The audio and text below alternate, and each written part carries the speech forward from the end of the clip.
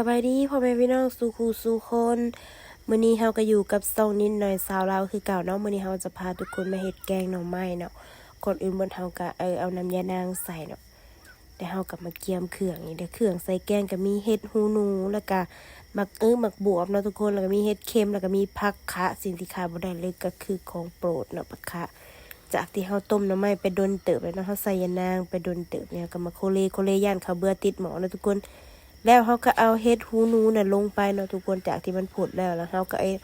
เอาเห็ดหูหนูลงไปแล้วก็ลงไปเนาะทุกคนเฮาเอาลงไปก่อนเลยเนาะเผื่อมันสุกเนาะทุกคนหลังจากนั้นเฮาเอาเห็ดหูหนูเห็ดเค็มอีหยังลงครบสุดเลยเนาะทุกคนให้มันสุกก่อนเนาะทุกคนเอาตัวนี้ลงก่อนตัวอื่นเฮาก็จะบ่ฟ้าวเอาลงเนาะคือหมักบวบมันก็สุกง่ายเนาะเฮาก็เอาลงตามหลังเนาะทุกคนแล้วก็โคเลไปตลอดแบบนี้แหละทุกคนย่ามันติดหม้อเคี้ยวน้ำยานางนี่ก็จะเป็นเคี้ยวคักเนาะทุกคนนี่หน้าตาสีสันก็จะประมาณนี้นะทุกคนหลังจากที่เฮาถาหม้อฟดไปเฮาก็จะไปเกียมเอาปลาแดกหรือว่าปลาลาดเอามาใส่เลยนะทุกคนนี่ใส่โคเลไปจนว่ามันเปื่อยน้ำปลาแดกมันลงใส่หม้อเฮาเบิดพุ่นแหละเนาะทุกคนข้อยก็จะใส่เอาหลายนิดนึงเนาะเพราะว่าข้อยมักใส่ปลาแดกตวงๆนะทุกคนแกงหน่อไม้นี้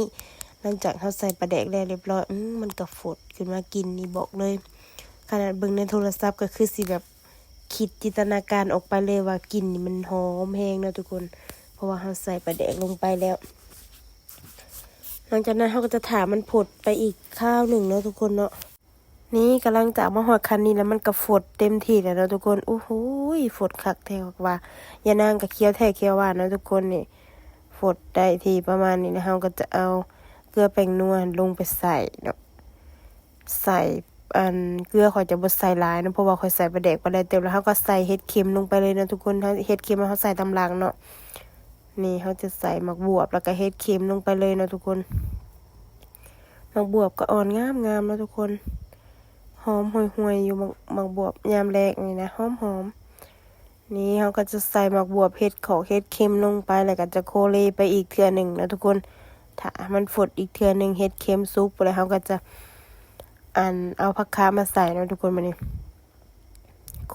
เลไปอีกนิดนึงสีสันหน้าตาก็เริ่มสิเป็นตาแซ่บแล้วนี่ทุกคนแล้วก็มื้อนี้ก็มีคนหิวข้าวพร้อมเนาะถ้ากินอยู่เตรียมจับจานมาอยู่แล้วก็ถากินอยู่โคเล